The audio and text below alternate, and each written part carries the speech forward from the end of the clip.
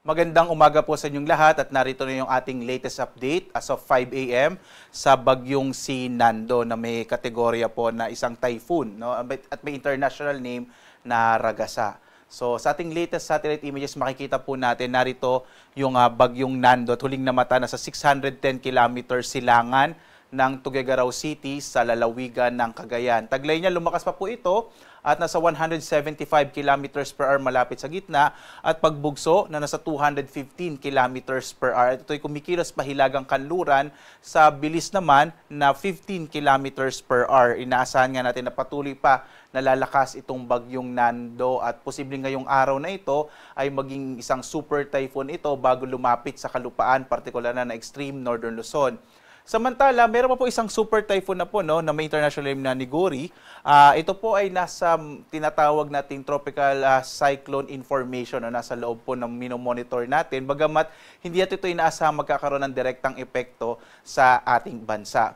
Patuloy pa rin yung pag-iral ng southwest monsoon o habagat na siya magdadala naman ng mga ulap na kalangitan, ng may mga mahinang sa katamtamang mga pag-ulan, partikular na nga dito sa may bahagi po ng Kabisayaan, gayon din sa ilang bahagi ng Mindanao, partikular sa Zamboanga Peninsula, at maging dito sa may bahagi ng Southern Luzon, Bicol Region, kasama yung Mimaropa, Calabarzon, at Central Luzon. At narito po yung ating latest track ng bagyong si Nando. Base sa ating latest track, posibleng ngayong araw, ito po yun, makikita natin na posibleng maging isang ganap na super typhoon na yung bagyong Nando habang patuloy nakikilos palapit dito sa may bahagi ng extreme northern Luzon, yung area po ng Batanes at Babuyan Islands. So sa mga kababayan po natin sa Batanes, Babuyan Islands, maging dito sa may area ng northern Luzon, yung Ilocos Norte, Cagayan at gayon din sa may Apayao, iba yung pag-iingat. Sana sa mga sandaling ito ay nakapaghanda na po kayo dahil unti-unti na po mararamdaman yung epekto, direktang epekto ng bagyong si Nando. Makikita rin natin, base sa ating latest na track, ay posibleng lumabas ng Philippine Area of Responsibility ang bagyong Nando, posible po araw ng Martes, umaga po ng Martes. Samantala, patuloy nating inaasahan yung epekto ng southwest monsoon o habagat, partikular na sa malaking bahagi ng Luzon, lalo na po sa may western section ng Luzon, gayon din sa may western section ng Kabisayaan. Ito po yung mga lugar kung saan nakataas yung ating tropical cyclone wind signal number 2.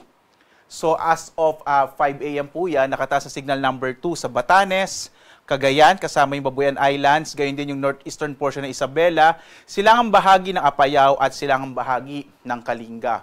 Signal number 1 naman ngayon sa nalalabing bahagi ng Isabela, gayon din dito sa may Quirino, kasama yung nalalabing bahagi ng Kalinga, Apayao, gayon din po yung Abra, Mountain Province, at gayon din yung Ifugao, Benguet, dito naman po sa Ilocos Norte, Ilocos Sur, gayon din yung La Union, kasama yung Pangasinan, hilagang bahagi ng Zambales, hilaga at central portion ng Nueva Ecija, kasama din po yung northern and central portion itong Tarlac, at gayon din itong northern and central, gayon din po yung buong probinsya ng Aurora, and northern and central portion ng Catanduanes. Muli po sa mga lugar kung saan nakataas yung signal number 2 at signal number 1, inaasahan natin unti-unting mararanasan yung mga malalakas na pagbugso ng hangin dulot ng bagyong si Nando. Muli po, patuloy kong bibigyan ng diin itong bahagi ng Cagayan, Apayao at Ilocos Norte. Ito po yung direktang maapektuhan po talaga ng bagyong si Nando habang papalapit po sa bahaging ito simula ngayong araw na to. So sa mga kababayan po natin, nakikiusap po ako, sumunod po kayo sa mga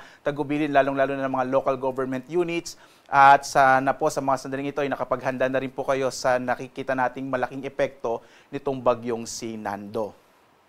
Samantala naman, so ito po ay lakas ng hangin. Pagdating naman sa lakas ng ulan, hindi lamang po yung bagyong Nando yung magdadala ng malalakas na pag-ulan, gayon din po itong hanging habagat. Kaya po ngayong araw, inaasahan na natin yung mga malalakas na mga pag-ulan, maaring maranasan. Magsisimula po ngayong araw dito sa may bahagi ng Cagayan at gayon din sa lalawigan ng Apayao. Dulot naman ng southwest monsoon o habagat, ang bahagi ng Zambales, Bataan, gayon din po itong area ng Cavite, Batangas, Occidental Mindoro, Palawan at Antique, makararanas po ng mga hanggang malalakas na mga pag-ulan sa araw na ito. Kaya posible din yung mga flash floods and landslide dito sa mga nabanggit na lugar, lalong-lalo na po yung mga mabababang lugar.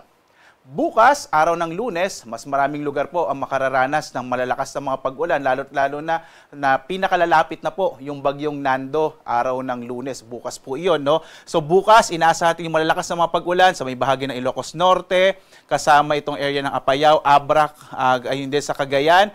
At makararanas din ng malalakas na mga pag-ulan ng malaking bahagi ng Ilocos Region, Cordillera, Isabela, kasama din sa may Central Luzon, yung Zambales, Tarlac, Bataan, Cavite, Batangas, Occidental Mindoro at Palawan. So bukas po, mag-ingat po yung mga nakatira sa mga nabanggit na lugar. Inaasahan natin yung malakas na mga pag-ulan sa pinagsamang epekto ng bagyong Nando at ng hanging habagat or southwest monsoon.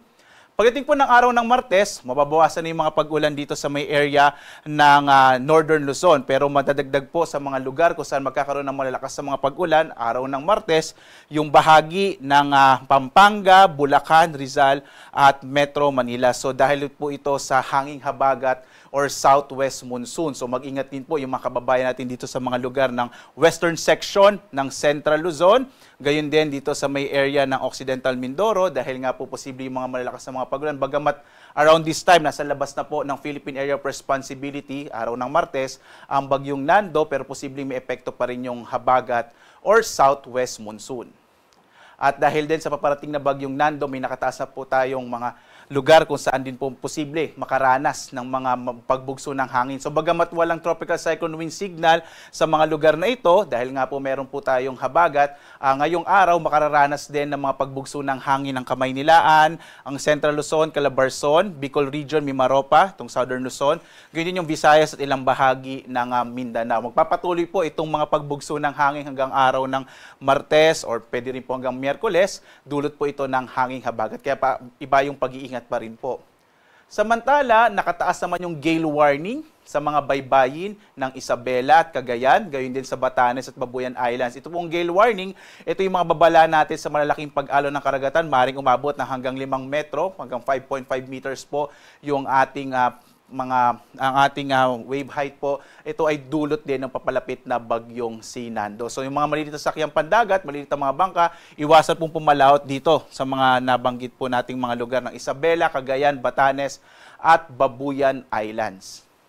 Meron din po tayong nakataas na babala po, no? Ito yung storm surge warning, ito po yung daluyong. Pag sinabi nating daluyong, ito yung malalaking hampas ng alon, partikular na sa mga baybayin ng ating bansa, dahil po sa papalapit na bagyong si Nando. Makikita nyo po dito sa ating storm surge warning, itong area ng Batanes at Babuyan Islands, posibleng umabot na hanggang mahigit 3 metro yung palapit po ng mga alon, partikular na sa mga baybayin nitong area ng Batanes at Babuyan Islands, habang yung baybayin po dito sa may area ng Ilocos Sur, Ilocos Norte at Cagayan, kasama yung Isabela, 1 to 3 meters po yung po inaasahan natin na taas ng mga alon sa mga baybay dagat po ng mga nabanggit na lugar. Kaya po sa mga kababayan natin na nakatira malapit sa mga beach at gayon din po dito sa mga malapit po sa karagatan ng mga nabanggit na lugar ay sana po lumayo na po tayo dito dahil inaasahan nga natin habang papalapit yung bagyo ay posible na makaranas tayo ng malalaking hampas ng alon, partikular na